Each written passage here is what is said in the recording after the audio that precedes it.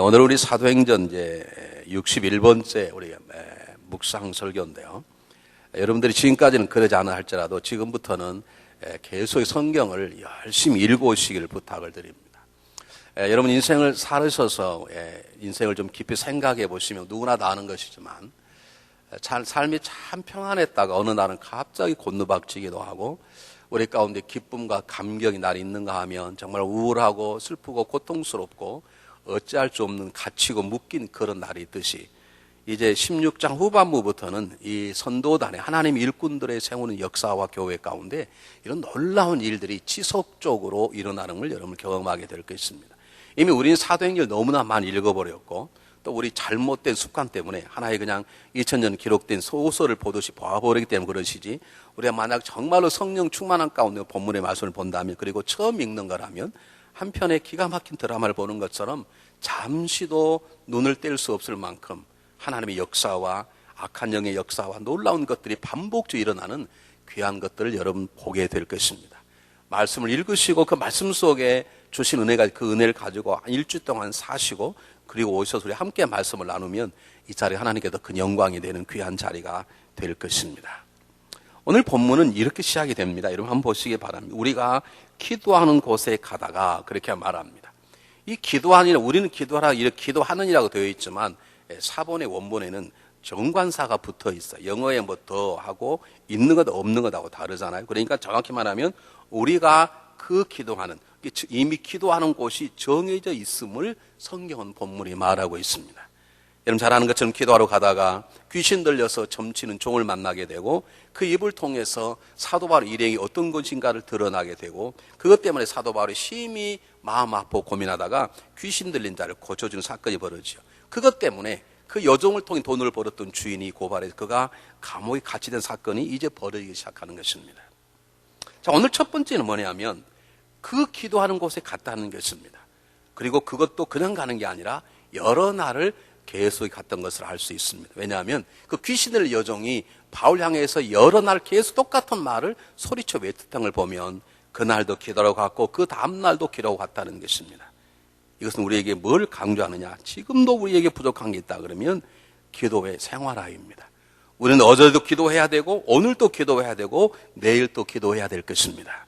기도가 우리 생활 가운데 특별한 일이 아니라 우리가 숨 쉬는 게 너무나 당연하고 너무나 그냥 평범한 일인 것처럼 우리 하루에 3끼 아니면 2끼 밥을 먹는 것이 우리에게 반복적이고 너무나 습관화되어 있는 것처럼 기도라는 것은 신앙생활 속에 가장 먼저 몸에 배워야 될 것입니다. 여러분의 신앙은 우리의 삶을 보면 지난 과거를 어떻게 할 수 없어요. 우리 이미 1시간 전에 끝난 걸 제가 어떻게 돌이킬 수 없다. 영향 미칠 수 없어요. 그러나 우리가 오늘 지금을 어떻게 사냐에 따라서 우리는 다가올 내일에 영향력을 미칠 수 있습니다. 오늘을 어떻게 살 것인가, 그 오늘의 삶이 내일에 영향을 미치려면 오늘 우리가 잘 살아야 되는데, 그래서 성실하게 살아야 되고 땀 흘려 살아야 되고 정직하게 살아야 될 것입니다. 그러나 그보다 더 중요한 건 내일에 영향을 미치는 오늘의 삶이 되려면 오늘 기도해야 되는 것입니다. 여러분 출애굽기 17장 8절 16절이면 아말렉과 이스라엘 전쟁이 일어나는데 이스라엘의 전쟁의 승리는 전투력에 튀어났던 여호수아의 용맹이 있지 아니하고 그를 후원했던 모세의 기도가 승리를 결정했다는 걸 우리는 놓쳐서는 안 됩니다. 땀 흘려야 할 것입니다. 정직하게 살아야 할 것입니다. 그러나 내 땀 흘림과 정직함이 열매로 맺어지려면 기도가 없이는 거의 불가능한 시대에 우리는 살고 있습니다. 여러분 기도가 중요합니다. 기도는 특별한 일이 아닙니다. 누구나 다 해야 될 너무나 당연하고 너무나 보통적인 일인 것입니다. 이 기도가 여러분 우리 삶 속에, 저와 여러분의 삶 속에 일상생활처럼 전염되시고 체질화되시기를 바랍니다. 제가 더 많이 얘기하면 괜히 잔소리 들을 테니까 제가 동영상 하나를 보여드리겠어요. 제가 한국에서 미국에 전에 전도사를 할 때 저 형님이 소록도 나병원에 원장을 하셨는데 한번 저희가 전화를 해서 너는 어떻게 목회자라고 한 사람이 어떻게 소록대 한번 교인들 데리고 한번 방문 안 오냐? 다른 교회는 다 와서 함께 기도하고 봉사도 하고 가는데 너는 뭐 하고 있냐? 그런 전화를 받았는데 갈 수가 없었습니다. 이 상황이 되지 않았어요. 항상 제 마음 한구석에 좀 빚짓는 것 같은 마음이 있었는데 최근에 그 기도하는 소록도 교회의 모습의 동영상을 제가 보게 되었어요. 자, 여러분이 소개할 때 한번 잘 보시기를 바랍니다.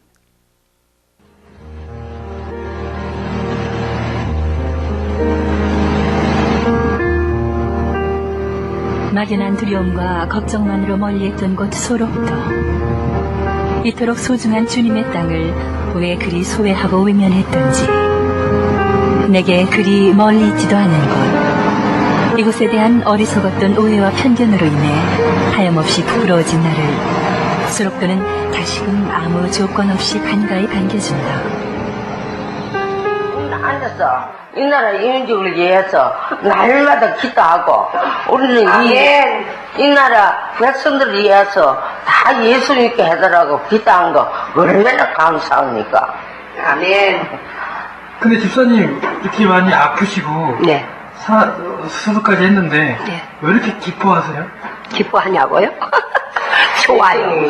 예수를 믿으니까 그래요. 그 증거가 예수를 믿으니까 그런다요. 재미나요. 사는 거예요, 하루하루. 보기에는 정말 우스울 거라요. 저렇게 다리도 없고 손도 없고 저런 사람이 대수술까지 했다는데 무엇이 저렇게 좋을까 그러죠? 정말 좋고 기뻐요. 그거 모르면은 예수 못 믿지요.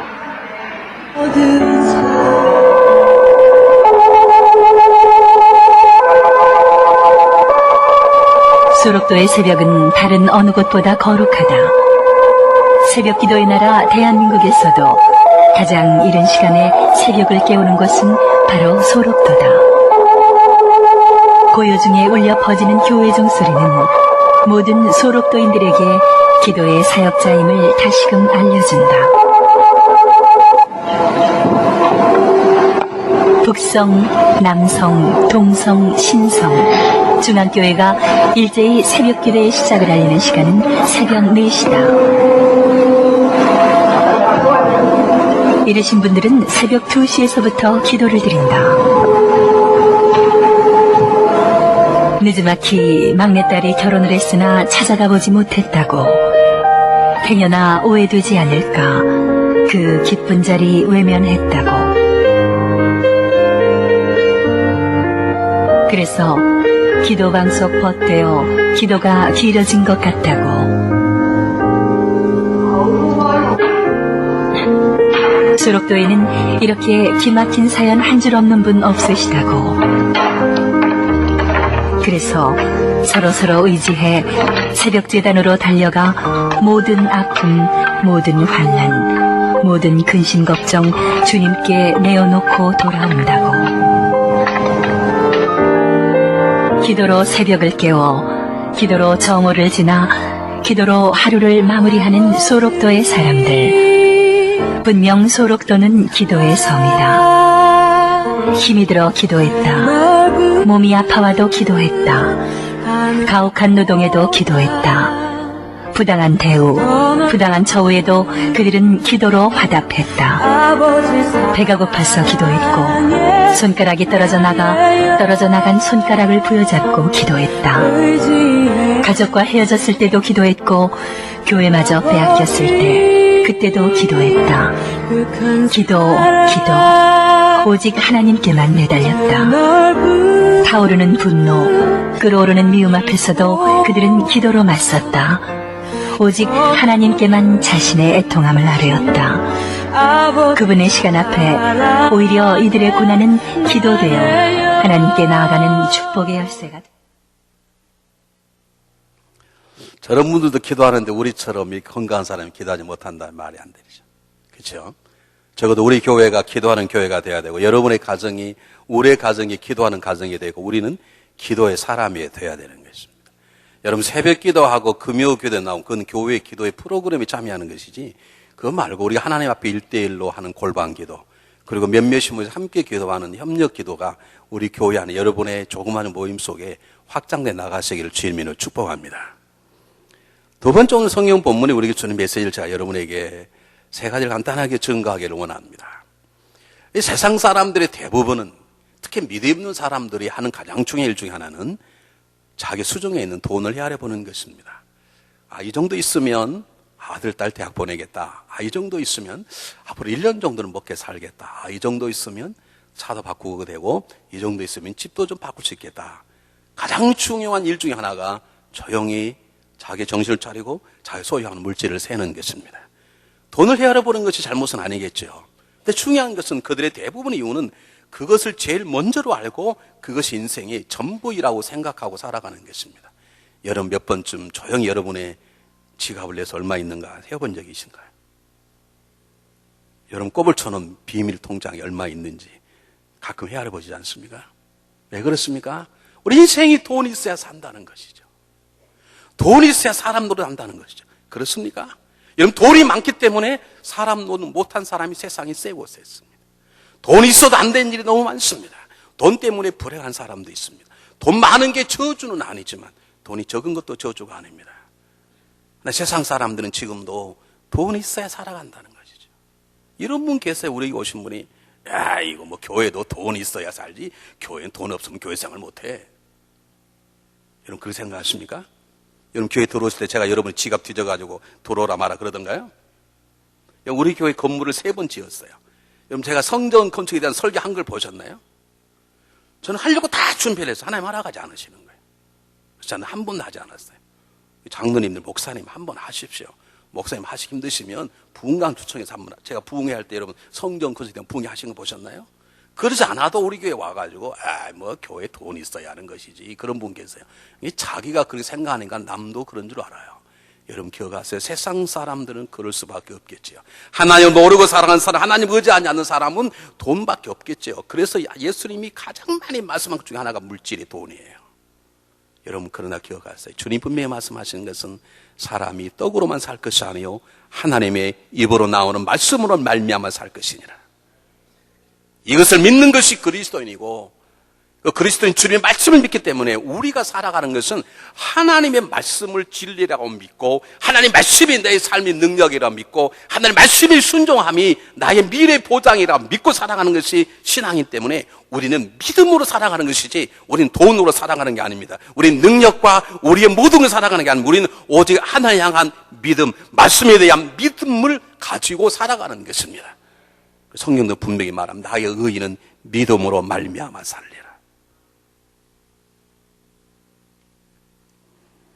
여러분 그래서 세상 사람들이 물질이 가지고 살아야 물질이 있어야 사람 노도할 수 있고 물질이 있어야 내일 있다고 생각하는 사람들은 밤을 새며 숨어서 돈을 새겠지만 우리는 믿음으로 살아간다는 우리들은 시간 내서 하나님 앞에 앉아서 정말 내 믿음이 어떤 믿음인지 내 믿음이 제대로 있는 것인지 내 믿음이 서일 곳에 있는 것인지를 헤아려보는 시간을 반드시 가져야 될 줄 믿습니다.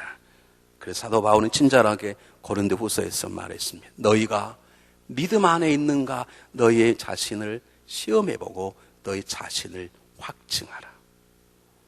오늘 제가 성경 본문의 말씀을 통해서 3 종류의 믿음을 얘기할 텐데 정확히 말하면 6가지의 믿음인데 여러분의 믿음이 어디에 와 있는지 정확하게 한번 살펴보시기를 바랍니다. 자, 오늘 성경 본문은 이렇게 시작됩니다. 처음 말씀했던 것처럼 기도로 몸이 밴 사람들이 기도하려고 갔습니다. 이 지역이 로마가 담당하는 지역이기 때문에 유대인처럼 기도하는 어떤 방이 회당이 없었기 때문에 아마 강가에 어떤 곳에 하나 정하고 아마 기도로 가다가 귀신 들린 여종을 만났습니다. 그 여종이 귀신이 역사하니까 사도 바울을 일행을 향해서 말합니다. 여러분 성경 한번 보시기 바라요. 17절에 뭐라 기록됐냐면 바울과 우리를 쫓아와서 소리 질러 가르되 작은 소리로 말한 것도 아니고 다른 다 듣도록 이 사람들은 지극히 높은 하나님의 종으로 구원의 길을 너희에게 전하는 자라. 귀신이 얘기하는 것이지만 틀리지 않았습니다. 여러분 귀신은 하나님을 압니다. 귀신도 하나님을 믿어요. 다만 다른 건 귀신은 하나님을 믿고 우리는 하나님을 나의 하나님, 나의 아버지라 믿는 게 귀신과의 차이점이에요. 귀신이 뭘 말했다고 귀신이 아는 건 아니에요. 무슨 말 아시겠죠? 지금 귀신이 들려서 사도 바울을 정확하게 말하지 않습니까? 이 사람들은 지극히 높은 하나님의 종으로 구원의 길을 너희에게 전하는 자라. 그렇다고 해서 이 귀신의 은혜 받으면 안 된다는 게 제가 말하는 거예요. 중요한 것은 틀린 말은 하지 않았습니다. 정확한 말입니다. 그런데 이 말에 대한 사도 바울의 반응이 중요합니다. 그럼 성경 보시길 바랍니다. 18절에 이같이 여러 날 하는지라 바울이 그냥 괴로워하지 아니하고 심히 괴로워하게 되었다. 그렇게 말합니다. 그래서 오늘 이 시간 저는 이 본문의 말씀을 가지고 우리들의 믿음의 모습을 한번 살펴보려고 해요. 그래서 이렇게 물어야 되는 거죠. 왜 사도 바울이 심히 괴로워했을까? 지금 뭐 틀린 말 했습니까? 하나 괴로워했다는 것은 너무 소문이 나버리면 아직 빌립보 교회가 범대 써야 되는데 이제 루디아 가정 한 가정에 세워졌고 더 전도를 많이 튼튼한 교회를 세워야 되는데 자기의 정체가 드러나버리면 핍박받고 오히려 전도의 길이 막힐까 봐 두려워했으면 두려워했다고 써야 되는데 그렇지 않아하고 심히 괴로워했다는 말이 무엇일까? 학자들 간에 의견이 많습니다. 정확한 것은 우리가 천국 가서 바울에게 물어봐야 되겠지만 이렇게 생각을 합니다. 첫 번째, 사도 바울이 심히 괴로워한 이유는 말은 맞지만 사도 바울은 하나님의 은혜를 체험한 사람이에요. 무엇이 자기 인생의 삶의 새로운 가치인가를 알았던 사람이고 3년 동안 아라비아 사막에 들어가서 자기가 들었던 구약과 만났던 예수 음성을 통해 자기가 해야 될 길을 분명히 알고 그분의 손길로 새롭게 지음받은 자기의 존재의 가치를 3년 동안 기도하고 묵상하고 준비하고 나온 사람이에요. 자기가 하나님의 종임이 틀림없고 구원받을 자에게 복음을 증가하는 자가 되는 걸 틀림없지만 귀신의 쓰임받는 사람의 입을 통해서라도 자기가 높여지는 것을 거부하는 거룩한 불쾌감, 거룩한 거부감인 것이에요. 내가 처음부터 여러분이 물어보겠습니다. 여러분은 하나님의 영광을 위한 믿음을 가지고 있습니까? 아니면 하나님 때문에 여러분이 영광 받으시길 원하십니까? 지금 사도 바울의 말이 뭐냐면 자기가 나중에 뭐 선교를 못하고 그건 두 번째 문제고 심히 괴로웠다는 말은 맞습니다. 자기 하나님의 종입니다. 구원의 복음을 증가할 탁월한 일꾼입니다. 그러나 하나님 때문에 하나님의 역사로 자기가 쓰임받은 것이지 영광을 받으시면 하나님 영광을 받고 그분이 높임 받아야 되는 것이지 모든 사람에게 자기가 높임 받는 것은 거부하게 되는 그냥 견딜 수 없는 그런 불쾌감, 영적인 불쾌감이 있는 것이에요. 우리의 고민은 지금도 남이 날 알아주지 않았어.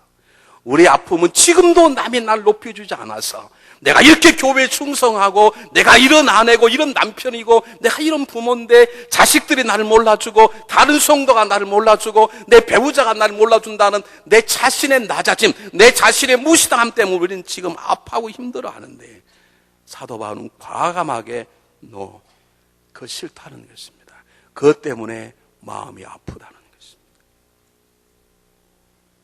여러분 예수님께서 40일 동안 광야에서 금식기도하고 있는데 사단이 나타나 두 번째 유혹을 했어요. 성전 높은 성리 꼭대기 올라 뛰어내려봐. 그러면 하나님의 사자가 너 발을 탁 붙잡아서 너 발이 부리지 않겠냐? 그 말은 무슨 말입니까? 너 뛰어내려봐. 넌 다리가 부르지 않겠니? 너가 다른 사람보다는 너로 슈퍼맨임을 세상에 드러내보아. 그 유혹을 예수님은 단칼에 그러셨습니다. 여러분 무엇 때문에 괴로워하십니까? 여러분 때문에 하나님의 영광을 받지 못해서 괴로워하십니까? 아니면 여러분의 이름이 드러나지 못해서 괴로우신가요?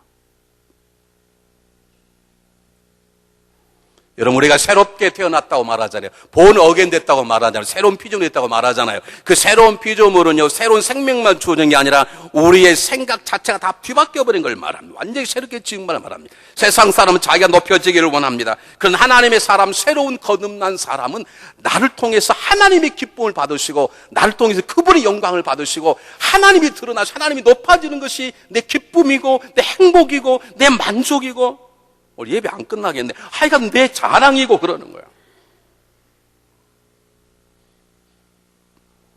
우리가 살아도 주를 위해 살고 죽어도 주를 죽나니 사나 주는 우린 주의 것이로다.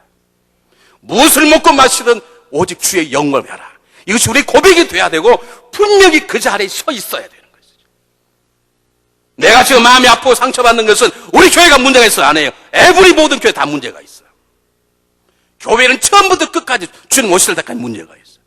똑같은 교회 다른 사람 문제 안 당하는 왜 나는 시험을 받냐고.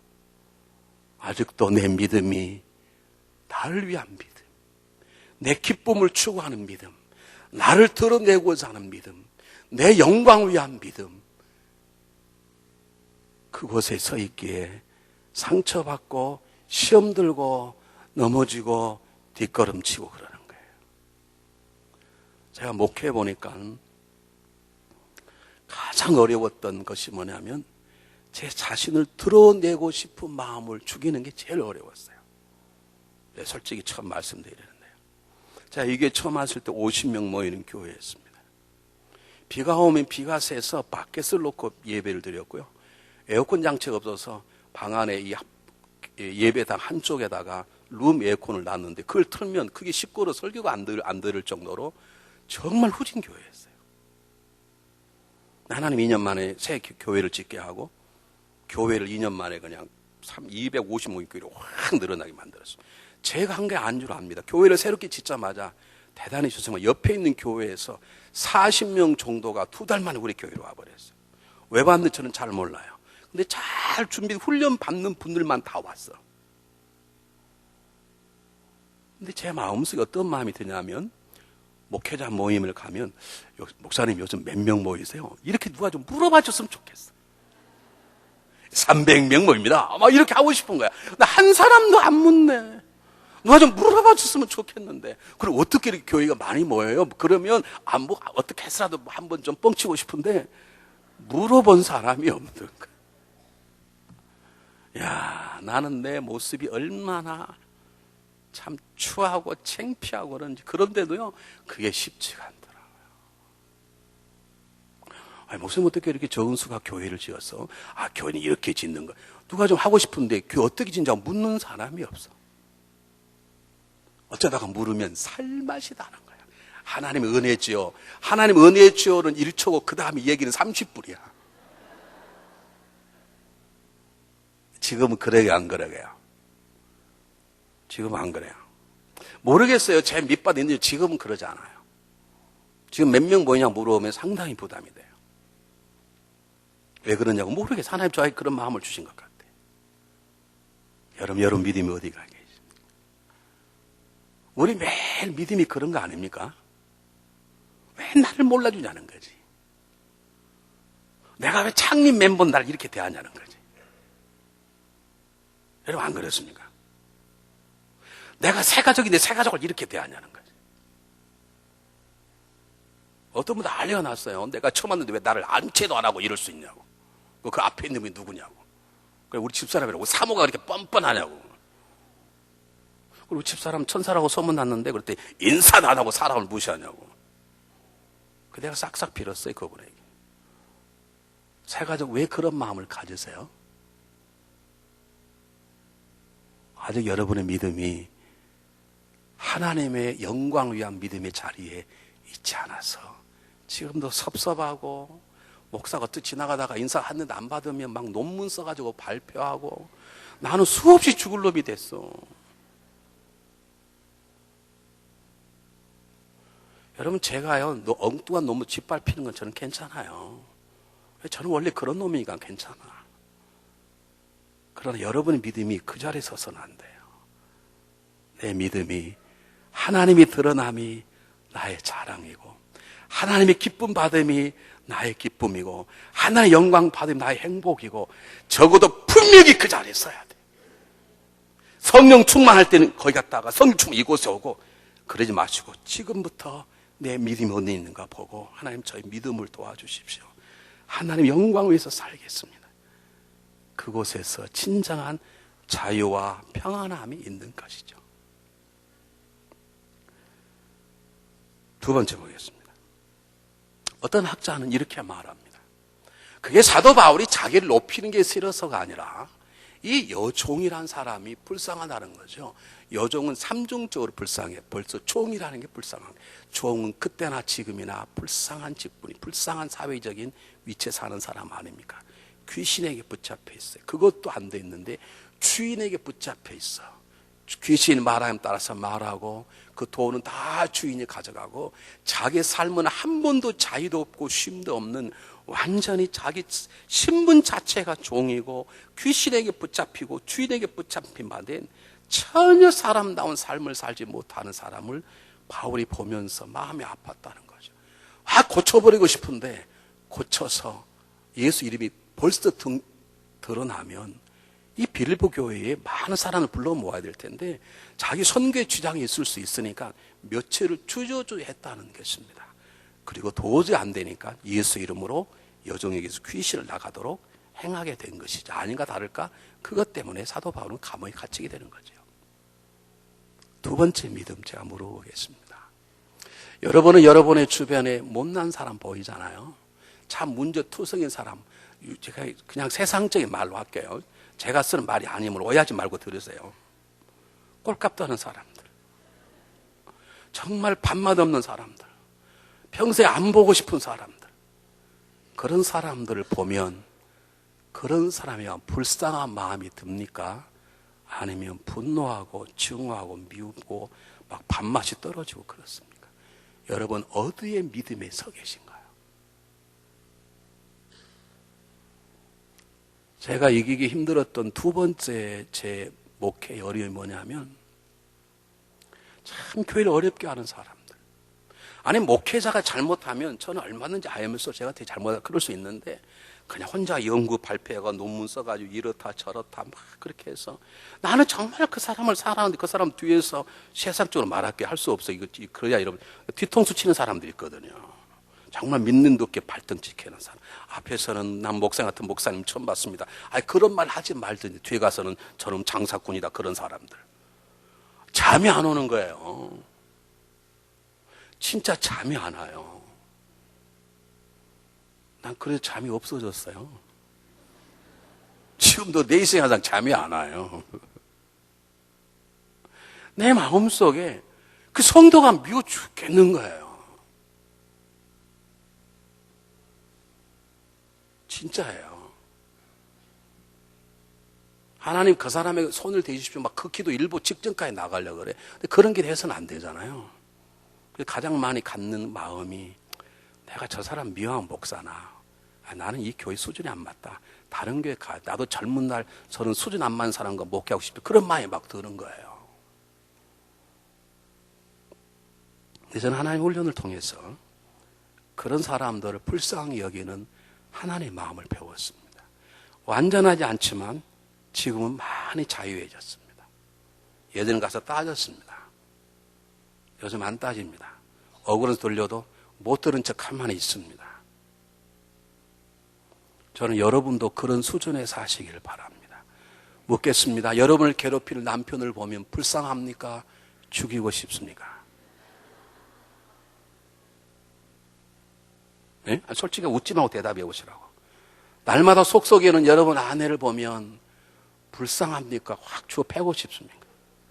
여러분을 속 확 뒤집히게 하는 여러분 자녀를 보면 불쌍하고 눈물 나고 더 도와주고 싶고 기도 못한 게 내 죄인 것 같고 그런 마음이 안타까운 심히 괴로운 마음이 듭니까? 내가 어떻게 저런 새끼를 낳아 일어나? 그런 욕이 막 나옵니까? 어떻습니까? 여러분의 믿음이 어디에 있는가요 지금?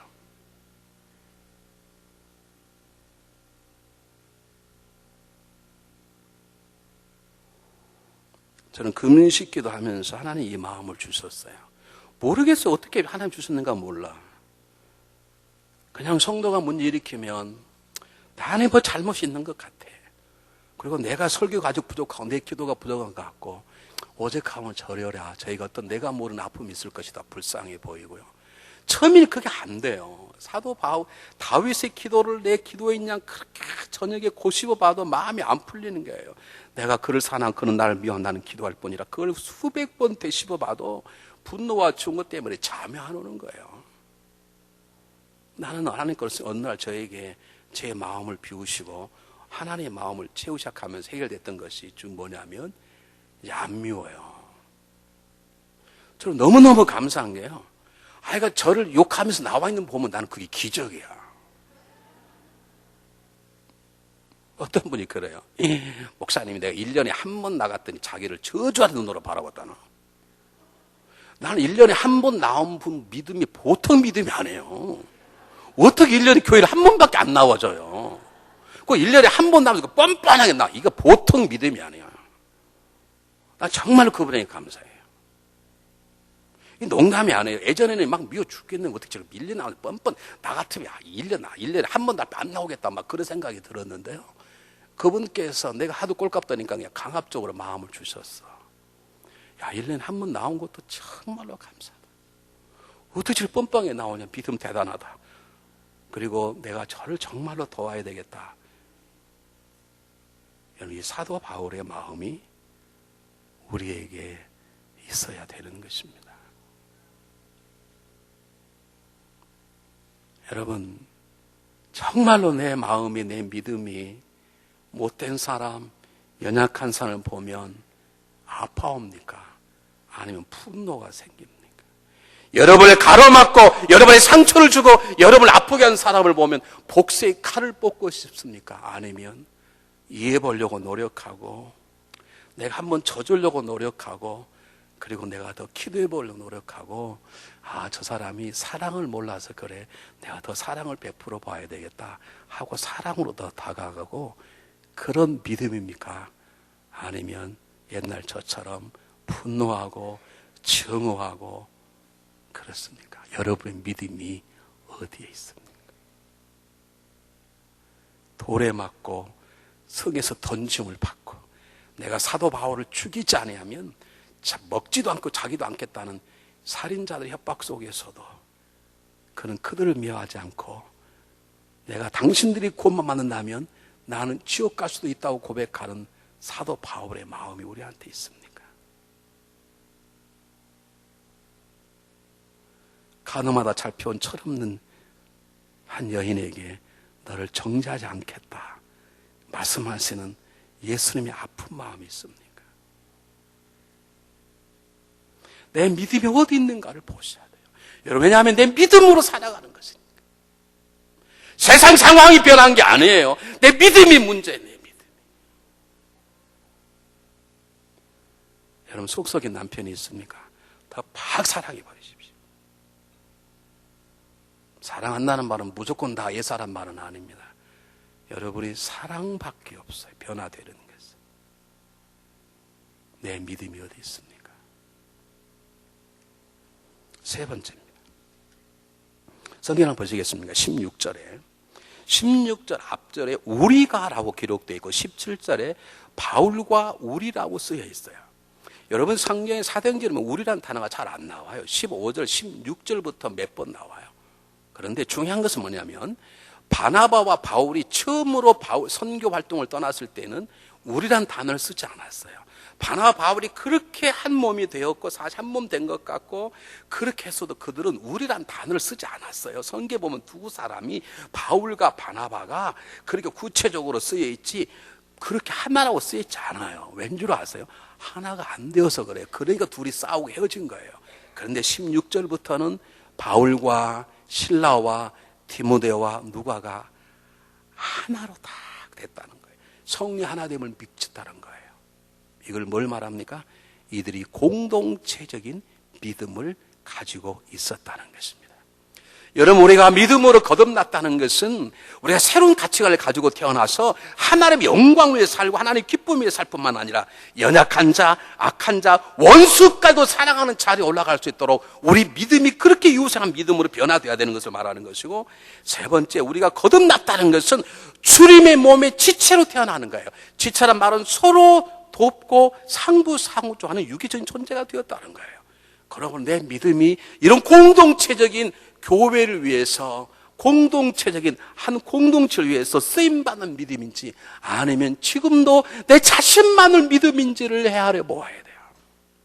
여러분이 믿음을 가진 사람이라면 여러분의 속해나 사역이나 이 교회 공동체 안에 우리 한인사회 속에 속하다면 우리 교회가 우리 교회뿐만 아니라 이적인 다른 교회 한인사회 속에 영향을 미치는 무엇인가 희생과 눈물과 땀방울이 있어야 그게 공동체적인 믿음이라 그러는 거고요.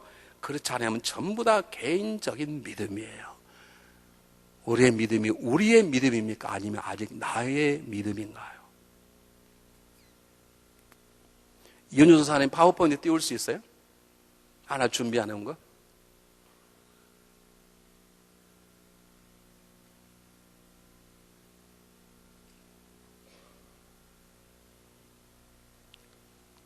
보이세요, 여러분? 이게 뭐냐면 요즘 우리가 수요일 날 예수를 닮아갈 리더십 세미나를 하는데 앞으로 2번 남았는데 세들백 교회의 릭 웨렌 목사님이 자기 교회의 성도들을 이렇게 나누어 본 것입니다. 번역자가 좀 번역을 달리했죠. 우리하고 뜻은 다르지만 제가 그분들 그대로 설명할게요. 지역자란 말은 무슨 말이냐면 그 교회가 있는 지역에 있는 사람들을 말해요. 그리고 각각 어쩌다가 1년에 한 번씩 교회 나온 사람들. 그러니까 구원받냐 안 받는지는 죽어봐야 하는 사람들이에요. 구도자는 구원은 받았어. 그래서 주일 예배는 뭐 가끔 열심히 나온 사람들을 구도자라고 그러고요.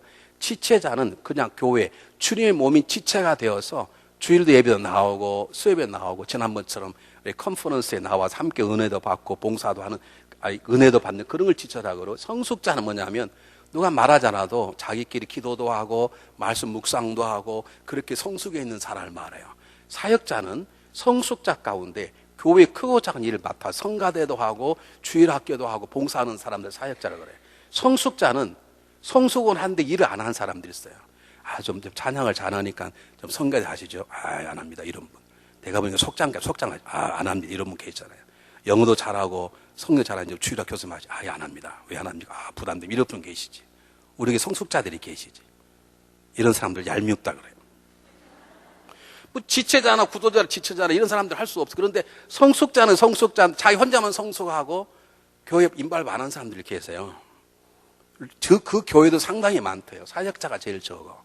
그럼 정확히 말씀드리면 사역자 아닌 모든 사람들은 공동체적인 신앙이 아닙니다. 아직까지. 대단히 죄송하지만. 여러분 상당히 기분 나쁠지 모르지만 사역자 아닌 것은 하다못해 이 교회에 와서 추보를 나누는 일도 하지 않는다면, 아무리 은혜를 많이 받아도, 성경을 아무리 많이 읽어도, 아무리 혼자 기도를 많이 해도, 여러분이 교회에 여러분의 땀과 피가 필요한데, 여러분이 교회 지체라면 여러분 다 중요한 분들이에요. 그 역할 안 하고 있다면 죄송하지만 여러분은 아직까지는 공동체적인 신앙이 아니에요. 제가 이번에 너무 감사한 건 우리가 킴내 선교대회를 했어요. 제가 처음으로 거의 손을 대지 않았어요. 예전에 제가 손을 댔어요. 왜? 제가 손을 안 대면 교회가 안 움직이니까. 제가 손대 일하고 나면 항상 듣는 소리가 목사님이 다 한다는 거예요. 내가 안 하면 교회가 안 움직이는데 어떡하겠어. 근데 지금은 제가 손대지 않아도요. 너무너무 일이 척척척척척. 16개국의 선교사들이 왔어요. 에티오피아, 하여간 멀리서. 미국엔 15개의 지역에서 목사님 선교사를 왔는데, 이 봉사하는 우리 교우들이 봉사팀 들어오고 깜짝 놀랐어요. 그들의 마지막 평가가 35년 동안 선교했던 분이 모든 도시를 다녀봤는데, 목사님 이런 교회는 처음입니다. 이 교회의 봉사의 수준이 무궁화 5개입니다. 그렇게 하고 가셨어. 저는 그게 중요한 게 아니고요. 제가 옆에 지켜보면서, 이야, 우리 교회가 많이 자랐구나. 공동체로 참 모일 줄 알아요. 여러분 쉽지 않아. 60명 가까운 사람 일일이 자동차를 한 명씩 데려오고 데려가고, 음식을 여러분 일주일에 1년에 한 번 하라는 것도 힘들어서 안 나온 사람이 많은데, 여러분 월요일 저녁, 화요일 점심, 화요일 저녁, 수요일 점심, 수요일 저녁, 목요일 점심 6끼를요 그 정서 준비한다는 게 쉽지 않거든요. 누구 하나 불평하지 않고, 제가 전 한 통 하지 않아도 척척척척척. 그렇게 돼야 그 사람들을 뭐라 그런다고요? 공동체적인 믿음을 가졌다 그러는 거예요. 하나님께 너무너무 감사했어요. 저녁 집회는 두마다할 수 없이 감동을 받았고, 우리 김혜인 권사님 갈대 상자보다 진짜 간증을 더 잘하시더라고요. 굉장히 많이 도전을 받았어요. 근데 제가 제일 도전받았던 것은 젊은 청년부부터 비롯해서 우리 목회자, 성교하는 분들이 너무 일을 참 서로 이러다 보면 많이 다투거든요. 다툼 하나 없이, 저분들이 공동체적인 믿음을 가지고 있구나. 여러분이 이 교회 지체를 하나님이 세우셨으면 하나님은 여러분의 기도를 필요로 해요. 여러분의 헌신을 필요로 해요. 여러분의 몸을 필요로 해요. 여러분의 물질을 필요로 해요. 여러분 이 교회를 위해서 무엇을 드리시고, 무엇을 손해보시고, 공동체를 위해서 무엇을 내려놓아 본 적이 있으세요? 있으셔야 돼요. 여러분 리더십 가운데 중요한 게 뭡니까? 한 사람이 10명의 사람의 목을 감당하는 슈퍼맨을 교회는 원하잖아요. 한 사람이 10명의 사람이 함께 팀워크를 이루며 나아갈 수 있도록 영향력을 발휘하는 리더가 필요한 거예요. 이게 공동체의 믿음이고 팀 사이이고, 그럴 때 교회가 커가는 거예요. 여러분 여유가 있으신 분들은 서점에 가셔서 따스한 카리스마라는 책이 있습니다.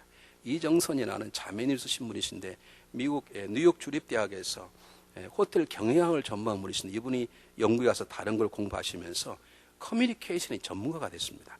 주로 한국의 대재벌들의 CEO들을 놓고 어떻게 남들을 대하고 설득하고 내 이미지를 어떻게 꾸밀 것인가에 대한 넘버원의 강사입니다. 베스트셀러입니다. 그분이 두 번째 책을 썼는데 그 책에 10개월 동안 34판을 찍었어요. 그러니까 얼마나 한 판 찍으면 보통 5만 부 찍습니다. 우리 같은 무명 용사가 찍으면 한 판에 4,000부를 찍고요. 유명한 사람이 찍으면 한 판에 5만 부를 찍어요. 근데 34판을 10개월 동안 찍어냈으니까 얼마를 팔렸다는 거예요. 근데 그분의 두 번째 책의 이름 제목이 뭔 줄 아십니까? 멀리 가려면 함께 가라. 그 말입니다. 세상에서도 교회에서도 독불장군은 역사하지 않습니다. 자기가 하늘나라 이름의 기록에 재어진다 할지라도 이스라엘 민족의 구원받을 때가 되겠다 하는 모세의 공동체적인 사랑. 600명의 쓰레기 같은 인생들을 포기치 않고 그들을 섬겨서 탁월한 용사를 만들었던 다윗의 리더십. 내 개인의 리더십이 아니라 공동체를 섬기는 리더십.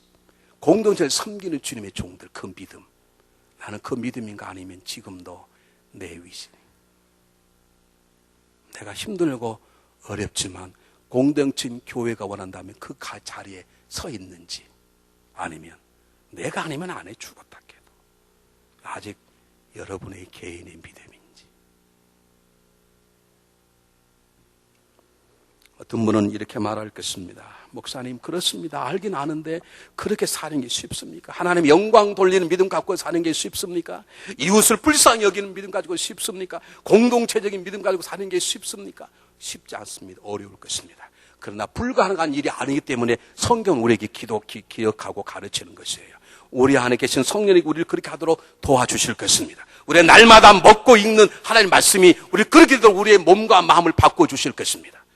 그것도 중요한 건 그렇게 사셨던 주님을 바라보고 주님을 붙잡으면, 아버지의 영광만 위해 살았던 그분, 하나님 말씀, 하나님 계획을 실천하는 것이 나의 양식을 고백했던 그분, 그리고 저 보리 같은 인생들을 저주하지 아니하시고 점수 매기지 않고 비판하지 않고 불쌍히 여기고 가슴이 저들 아파하시고 사랑을 베풀었던 그분, 그리고 혼자 계시지 않고 철없는 제자들과 3년 반 동안 공동체 생활을 했던 예수님, 그분의 손을 잡고 가더라면 언젠가 그분이 우리를 그분에 닮아가는 모습으로 바꾸어 주실 것을 믿습니다.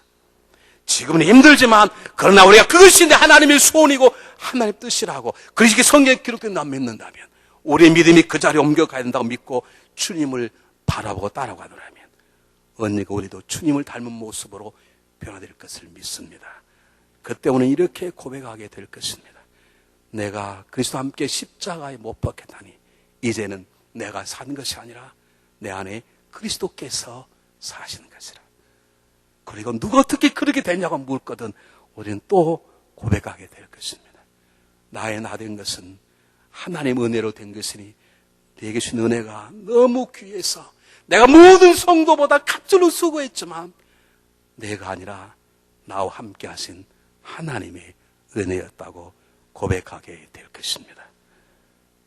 여러분의 믿음은 지금 어디에 있습니까? 우리 찬송 한번 해보겠습니다.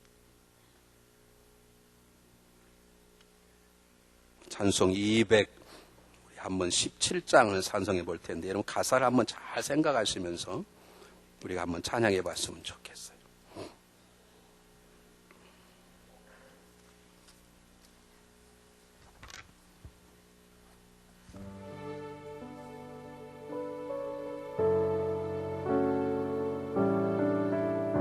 주님의 뜻을 이루소서. 고요한 중에 기다리니 진흙과 같은 날 빚으사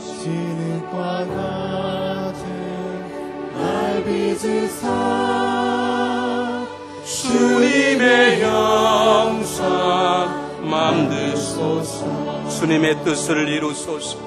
주님의 뜻을 이루소서. 주님 발 앞에 엎드리니 주님 발 앞에 엎드리니 나의 마음속을 살피시고 나의 맘속을 살피시사 눈보다 힘 우리 3절 4절은 목소리로만 하겠습니다. 목소리로만.